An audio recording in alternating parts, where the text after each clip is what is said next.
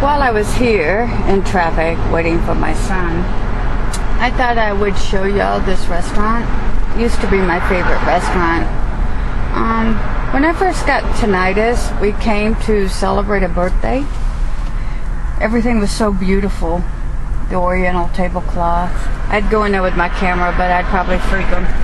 Everybody who sees you holding a camcorder in a public place thinks you're casing it to come back in a hoodie with a revolver. But in my case, no.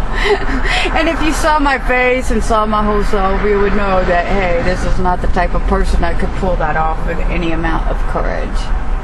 But anyway, to finish this story, we're here celebrating a birthday and everyone's singing and happy.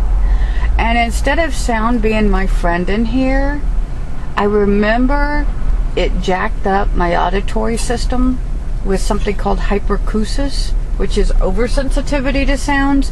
From what I understand, when you first get tinnitus and deaf, your brain starts overreacting on the cochlea hairs that are not damaged.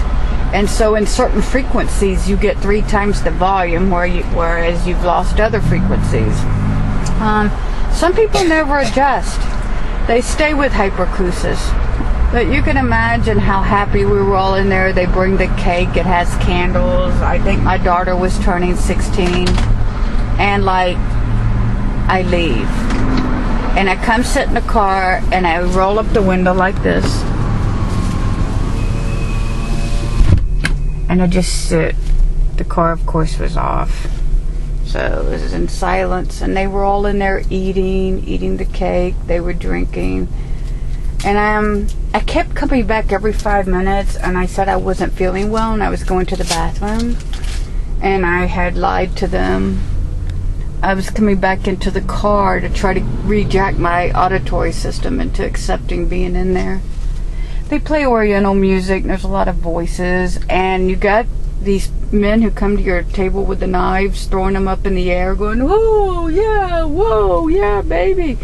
And it all sounded normal to everybody around me, but I was in really bad shape. So this is just a segment to let you know that you try to go on with your life. You try to go to Zaxby's. You try to go visit your friends in the condominiums. You try to pick your kid up from school. You try to eat at Sato's. And you constantly fight to control your own environment. Especially with the hypercusis. You stuff things in your ears. You even take a napkin and pinch off wads and put them in your ears to dampen it. But fortunately for me, and I'm not sure why, not for others, I recovered. Yeah, it stopped after about 2 months. But I know a lot of other people out there. I feel you. I know how it felt for you. And the irony is I'm turning some things up while running and screaming away from other sounds. It's one of those ironies. Just doesn't make sense. I mean, it just doesn't make sense.